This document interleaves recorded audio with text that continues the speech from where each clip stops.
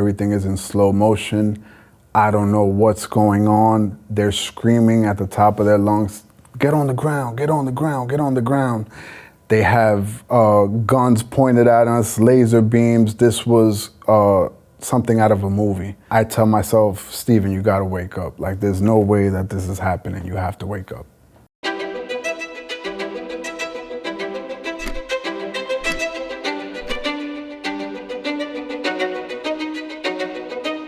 Where were you born and what was early childhood like for you? New York City native, born and raised in Jamaica, Queens. Growing up was fairly okay. I feel that coming from parents who migrated here in the early 80s, my mother from Colombia, my father from the Dominican Republic, they came here for a better life and they attempted to do so. They had me. They separated when I was 6 years old. That took a financial strain on my mom. Obviously, it was just me and her. I am the only child. I have brothers and sisters from my father's side. And around the age of 6, when they did divorce, my mom had started working for the New York City public school system. She was a substitute teacher. What was your relationship like with your mum? Very close-knit. We would argue and fight. I wasn't too much of a headache. I want to say she definitely instilled a lot of morals, values, respect, and just she tried her best. She had to do mom and dad duties. A kid growing up in New York City, your clothes are everything. So having the latest Jordans or the latest winter jacket, the best book bag, all that stuff mattered. It was a part of your character growing up. And when I would ask her for things, it was always a 50-50. It had to be for a birthday or a Christmas, or she got her taxes. And, once I hit high school, I realized that I kind of wanted my own money. And in order to do so, I needed to find a job. The only jobs that would hire you at 14 and 15 are maybe grocery jobs or supermarket jobs. During the winters in New York City, I would earn $40, $60, $50 shoveling snow. Getting cars out of their driveway. In the winter months, we would get hit with certain blizzards, and me and my friends would go door to door and knock and let's see if we can make some money today, and we did. And then I would buy my Nintendo 64 game, or I would buy the Jordans that I wanted. So you're always quite driven to succeed? Always driven to hustle.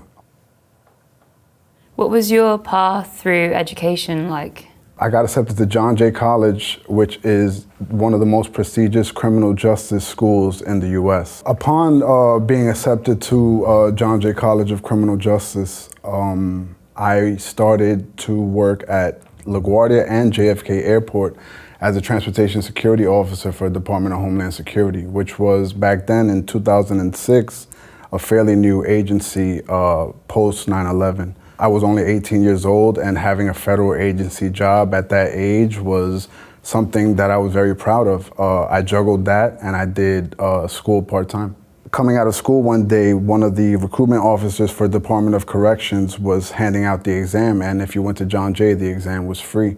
He had pulled me to the side and asked me how old I was, what I was doing. I let him know I was a TSA agent. He said, well, that's good, but if you want to make some real money, you should join the Department of Corrections. And he showed me his W-2, his pay stub at the time. And mind you, I'm only 19, 20 years old. I believe his biweekly check was $4,000. So I said, sign me up. So you were excited by it? I was excited. In a sense, I didn't ever want to be a cop per se, but I felt that corrections was a odd way of getting into law enforcement where, yes, I'd be in one of the most notorious jails in the United States, but I'm not out here fighting crime or chasing people through project housings, and there's not a risk of me getting shot at. So I kind of said, being that I'm 21, if I do this would be a great intro. So from the age of 21, I became a New York City correction officer, and I was stationed at Rikers Island. Growing up in New York City, what is the reputation that Rikers has? Growing up in New York City, Rikers is the hub and holding facility for detainees that have been accused of committing a crime. So when you get caught within the 5 boroughs, the 5 counties of New York City, Queens, Manhattan, the Bronx, Brooklyn, and Staten Island, you will probably end up on Rikers Island. Rikers Island holds currently about 10,000 inmates, but when I was an officer there from 2009 to 2014, the population was double that, I believe. Getting acclimated into the academy, learning rules and regulations, and you hear officers and their tall tales saying, hey, you can't trust these inmates, these guys are out to get you, you have to be very mindful, you have to be very strict, and you're just there to watch them and be a high-paying babysitter. And for over $100,000 a year, that sounds like a pretty good gig until you actually go there on your first day.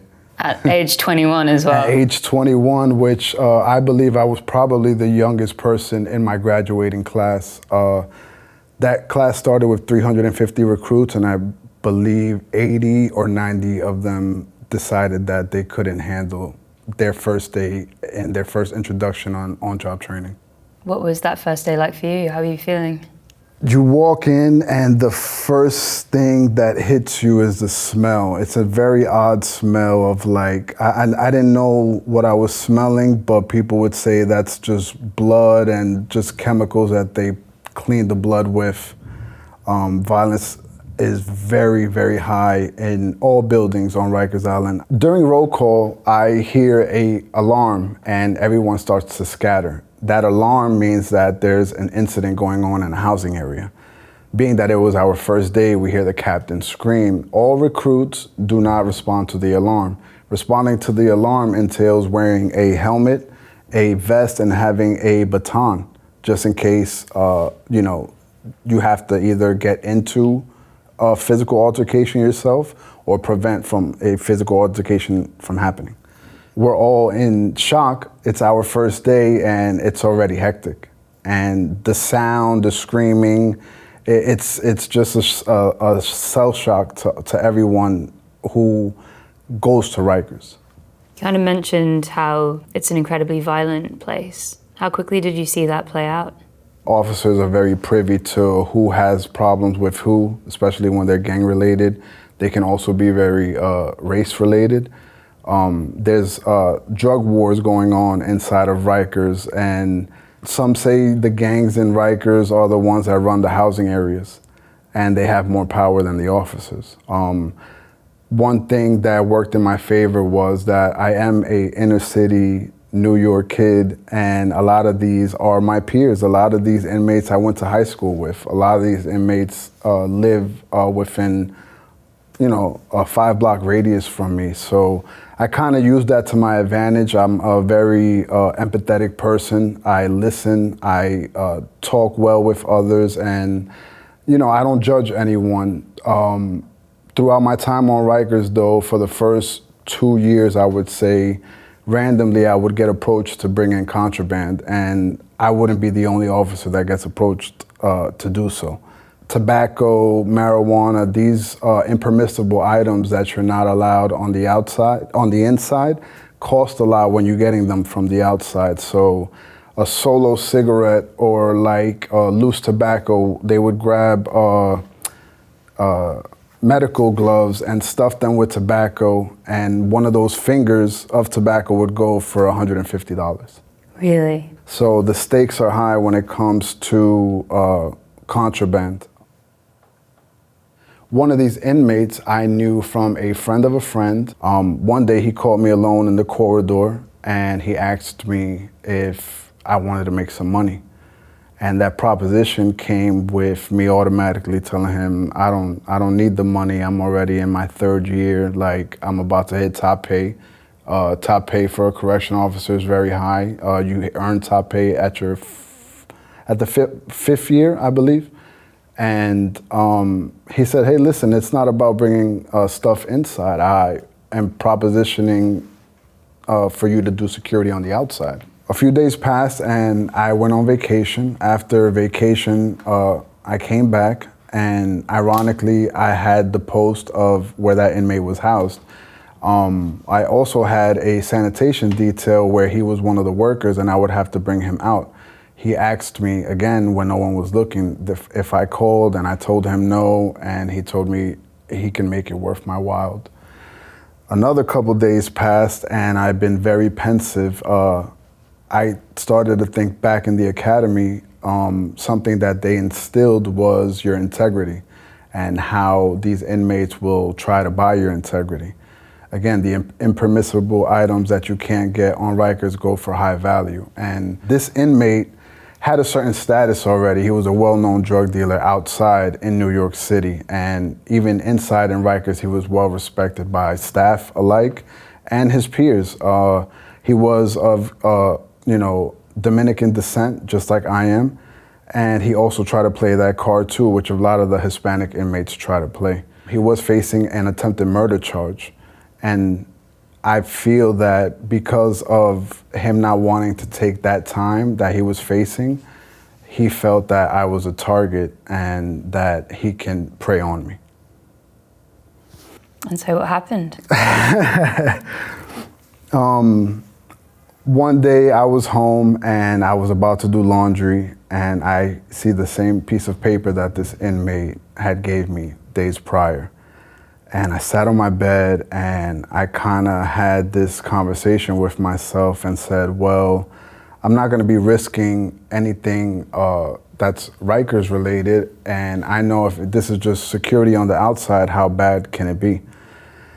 And I sold my integrity. I called that number and I said, hello. And they were like, hey, who's this? And I explained to them, hey, I got this number from, such and such. And they were like, okay, listen, but I'd like to meet you in person so we can have a conversation. This person is this guy's brother. And I do exactly that. I meet him in Manhattan, which is about a 20-minute drive from me. And he explains, hey, listen, I just need you to drive me in your vehicle. I have a duffel bag. I'm going to go drop it off, and you just got to drop me back. And that's it. And we did exactly that. In about 40 minutes, we do the run. He goes upstairs, comes back without the duffel bag. I drop him back home, and he gets on the phone. He's talking outside. I'm nervous. I don't know who's watching me. I don't know how much I'm going to get paid. I don't know how deep I am into this run that I'm doing. I didn't really do anything. And he takes out $1,500 cash and tells me he'll call me back for the next run. How did you feel receiving that cash? I didn't even count it until I got home because I was so nervous. He just handed it to me and I put it in my pocket and I just wanted to get out of there. I already felt that I had did something that I shouldn't have done. But the monetary reward there? The reward for $1,500 back then was my bi-weekly check and then some. It wasn't the 50 hours of blood, sweat, and tears. I got it in 40 minutes, and I think that's where I got turned out into, hey, this isn't that bad. After that run, I saw the inmates when I went back to work, and he said, you like that, right? Keep in communication with them, and you guys are good.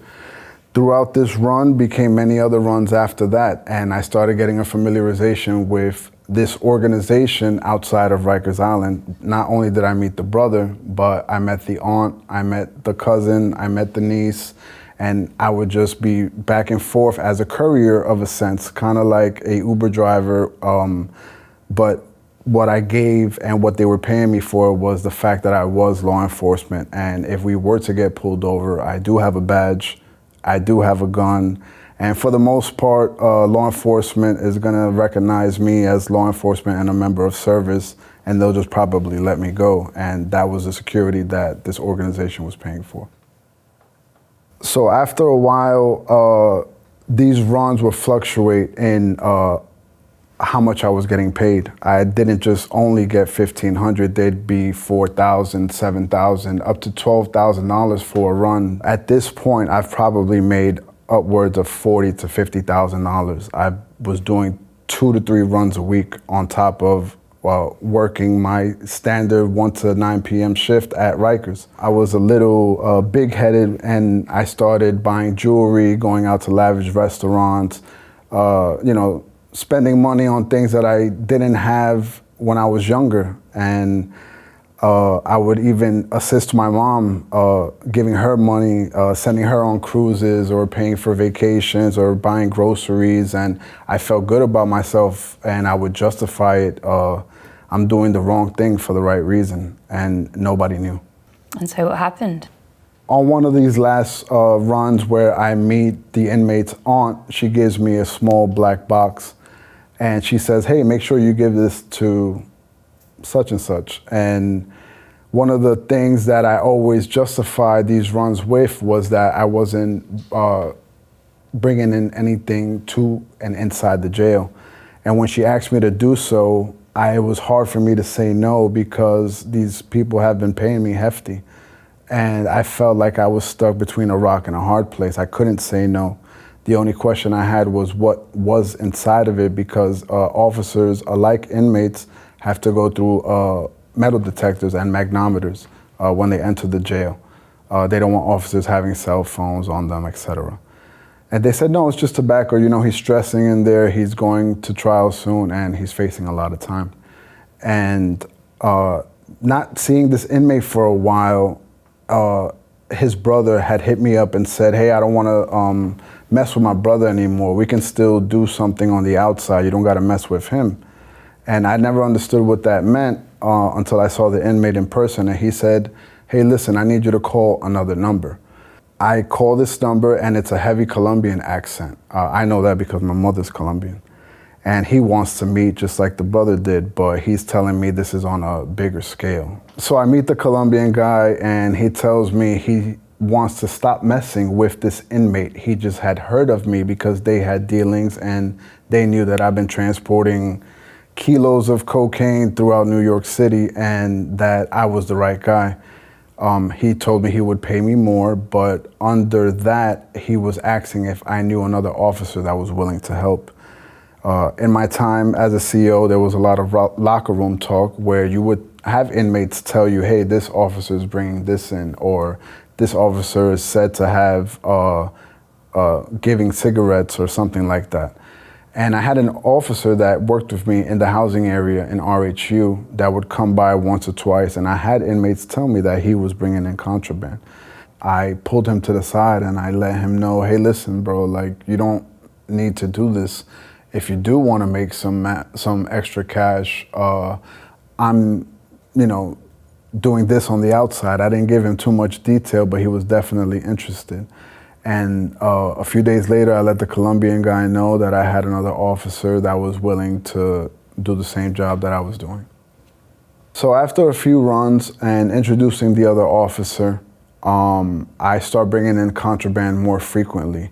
It was very hard to pinpoint the inmate because the building was so big, and sometimes I wasn't able to get to that side. Also, I had to deal with the fact that I didn't want it on my person in case the K-9 unit passed by, or I just wanted to get it off as fast as possible. Being that this guy was a part of a gang, if I did see someone that he was affiliated with, I'd get an okay and hand it off to them. And how actually are you smuggling things in if you're being checked with, metal detectors and... So, being that I was already a semi-tenured officer and I was there going into my third year, I walked right through the metal detectors even if I rang or not, because it's usually another co-worker that I know that is standing by the metal detector, and they're like, don't worry about it. I didn't bring anything metal. I didn't bring any weapons. I never brought in a cell phone. It was all marijuana and tobacco based. It's the day before Father's Day, and it's me and my partner, the guy that I recruited, the officer that I recruited. We're supposed to meet the Colombian guy in a parking lot at about 8:30 a.m. It's, again, it's June, and it's kind of hot outside. We're waiting for him, and he's taking a long time. He calls us and says he'll be there in 2 minutes. He pulls up in a white brand new Jeep, and he tells us to get in. There's 2 duffel bags inside. He tells me to take the black duffel bag and tells my partner to take the brown duffel bag. We get out the car and he tells us, I'm gonna text you the address, I'm just gonna use the bathroom. Mind you, it's 8:30 a.m. and the store that we were parked in front of is not open. Upon us getting out the vehicles, I see a white Hertz car rental van just screeching in front of me, stop, doors bust wide open, and it's the DEA. And I look at my partner and I look at the Colombian guy, and it's just like a movie. Everything is in slow motion. I don't know what's going on. They're screaming at the top of their lungs, "Get on the ground, get on the ground, get on the ground." They have guns pointed at us, laser beams. This was something out of a movie.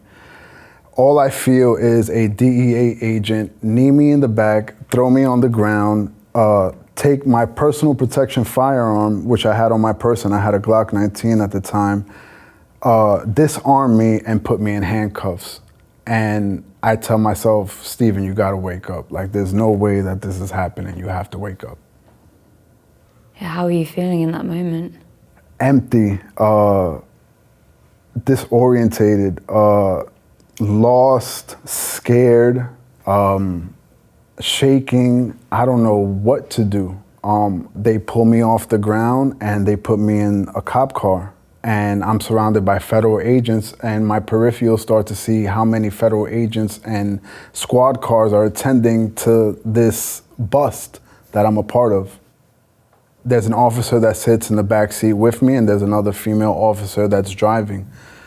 We get on the West Side Highway here in Manhattan in New York, and it's like shock. All I ask is, "What precinct or police station are we going to?" And the DEA agent looks at me and shows me his badge and tells me, "We're going to headquarters. Like, this is like federal.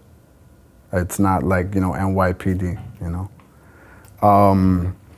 We get there and we go through a maze of like exotic cars. I guess it was their impound lot. And we get out the elevator and it's a big emblem, Drug Enforcement Agency.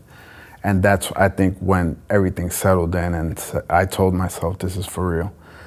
They put me in a bullpen and I'm just waiting there. I know from being an inner city kid that you don't talk to law enforcement unless you have proper counsel. And I already knew the proper steps of not saying a word. They still don't give me any chance to get on the phone. The agents are basically asking me if I want to have a conversation with them. And I kept denying it and I kept denying it until the district attorney came and asked me if I'm gonna talk to her guys. And I just stayed quiet. She told me that it's not gonna be a good ride and that she'll see me in court. And that's exactly what happened. I got arraigned on $750,000 bail, and I was stuck with a A1 felony and I believe possession in the first and in the second. And Steven, how long had you been a law enforcement officer at this point, and how old were you? So at this point, I was on the job for 4.5 years. I was 26 years old. I had been in these dealings and messing with this organization and promoting prison contraband for about 18 months now. I learned through my lawyer, which was appointed through the Union of Corrections at arraignment, that they have been investigating me for 9 of those months, and I had wiretaps for about 9 of those months. And how actually had you been caught? Throughout going to court and getting a superseding indictment of an extra 19 counts on top of what I was arraigned with, which was all the jail stuff, the promoting prison contraband, the bribery receiving, conspiracy 2, 4, and 5, intent to sale. I got hit with all of these charges, and I started to realize that the only person that knew of all of these runs was this inmate. I later on find out that the inmate is a confidential informant working with the DEA. So he set you up? This inmate set me up from the first day that he initiated the conversation if I was interested in being security for him and his family on the outside.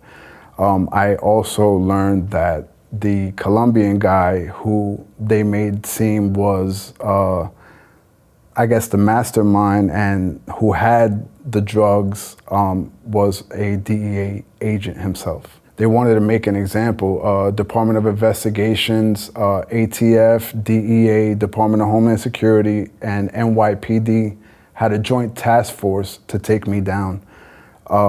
This was a big deal for the city because Rikers was up in flames at this time.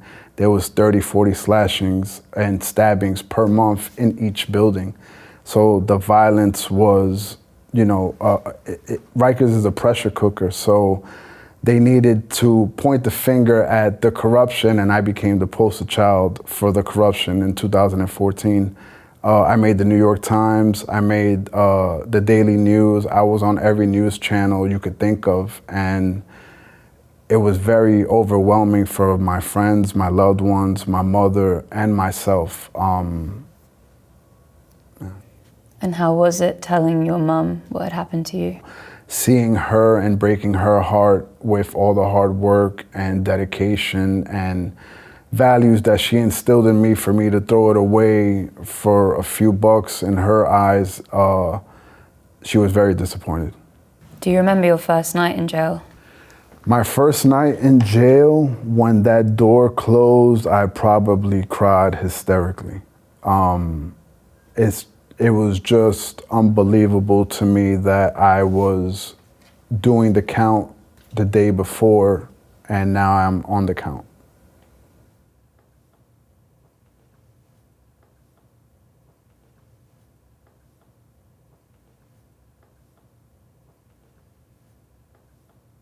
Due to my previous employment as a correction officer, I was not just a regular inmate. So they sent me to Clinton Max, which is one of the most dangerous prisons in New York State. They have a specific unit there called APPU, but APPU holds serial killers, rapists, celebrities, people that have a certain status outside of being regular civilians. Coming from already a corrections background and understanding the logistics of jail and prison, I kind of used that to my advantage. I knew the do's and the don'ts. I wasn't too sure of how staff would treat me. When I was in county jail, it was a 50-50. I had a lot of staff members that said, hey, listen, man, you made a mistake. You just gotta, come out better and do things right the next time. I had others that said I disrespected the badge, and I understood what that meant. So my first couple of days and months and years in prison, I kind of sought out to just get out as early as possible. So being in the law library, I did some research and realized, because I have a nonviolent case, because it is my first felony, I am entitled to work release. They approved my work release, which was 2 years prior to my earliest general release. I was able to come home and reintegrate into society. I worked as a case manager for the Department of Homeless Services, so I helped people get off the streets that had mental health issues, drug rehabilitation issues, and get them from the streets into what we call the safe haven. So that was kind of my way back of paying my debt to society. So how old were you when you got released? So I was released into work release at the age of 31. And what did you, I guess, coming out, A, how did freedom feel, and B, how were you going to plan to rebuild your life again? Freedom is a beautiful thing. It's something I don't take for granted. I definitely don't break the law. I have a weird form of PTSD till this day. Anxiety still roams free. There's still bad dreams, but I use those as remembrance of hey, listen, you don't want to experience this again, so make sure you're on the right path and move forward.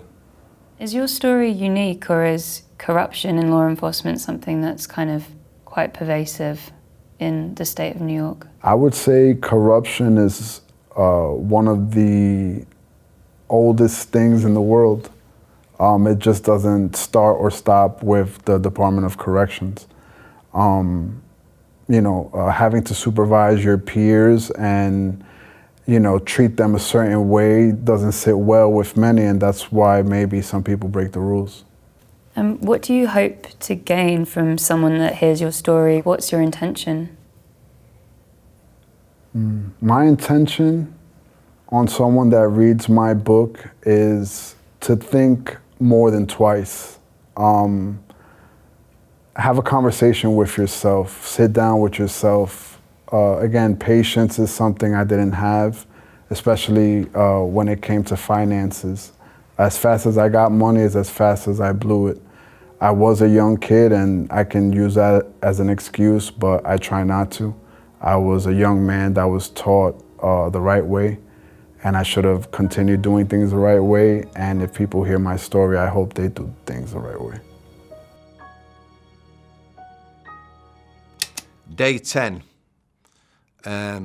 naked, trying to pull his own testicles off, inserting things up his back passage, refusing any medication, covered in excrement, rubbing it in his eyes, his ears, been like that for about 3 days.